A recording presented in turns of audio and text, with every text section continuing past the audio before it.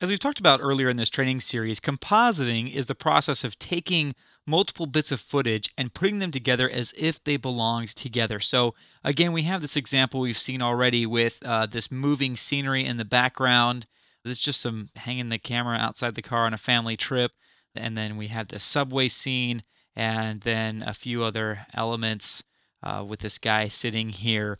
And they kind of look like they belong together, but as we saw before earlier in this training series, giving them the same color correction will make them seem like they belong in the same composite a little bit more. Let's look at another example. Earlier, we keyed this footage of the host of this fictional podcast in front of this virtual set.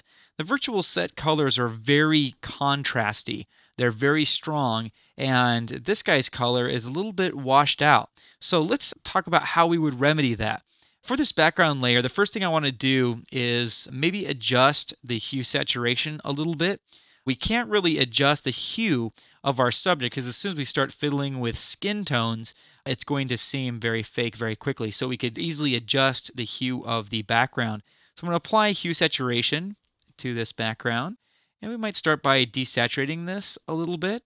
And we might also adjust the master hue so that things seem to blend a little bit better. Now, I don't have some exact formula here, some scientific method to figure this out. It's kind of like an eye thing. You're kind of getting a ballpark by just looking at it. What are the characteristics visually of the background? And we have very strong, powerful contrast.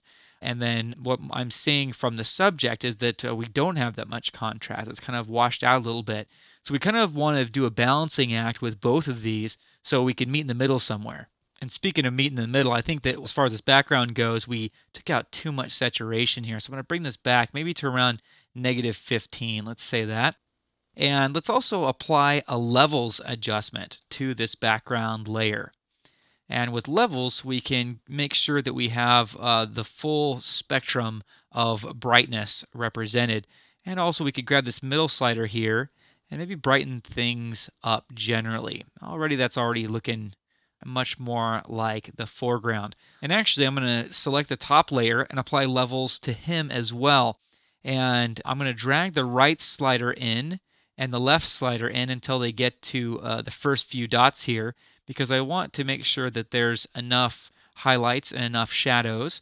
And then what we can do is we could adjust this mid slider, maybe drag it to the right and make it a little bit darker so that it blends in the background a little bit. And let's also add hue saturation to our main subject, because all the levels adjustment to this guy has made him a little bit too saturated. So we're going to compensate for that by taking saturation to the left a little bit, not too much. Again, maybe about -15 or so is looking pretty good. And we have a fairly decent composite. It's not perfect, but it's definitely better than it was. To see what it was, we can come down here to the timeline panel, and we have these master effect switches, which are the visibility for all effects applied to the layer. We know that if we want to turn off the visibility of hue saturation, we can just click this effects icon for the effect and see the effect before and after. And we can see that before, without the effect on, it's much more saturated. And then when we click the effects icon on again, it's much less saturated. So if we want to do that for both layers to see all effects off and on, we can click both of those. So there's the original, and there's afterwards.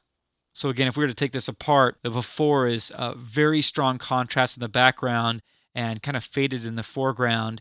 And then if we turn the effects on, we're still kind of faded here. He isn't so much different, but the background is significantly different, and having them lightened a little bit definitely makes them blend together a little bit. So as you're dealing with compositing and you're dealing with keying, be aware that getting a good key and just removing the green screen is not enough to make a good composite. Where the light is coming from in both sources, light direction, but where the light is coming from in both sources plays a huge role in the believability of two objects looking like they belong in the same scene together. And even without knowing any hard and fast rules of how to composite like we just did, we didn't really have any specific guidelines of what we were going for, but still just taking inventory of what's going on and looking at the pieces of your footage and seeing what's amiss and seeing what you could fix, that will help your composites immensely.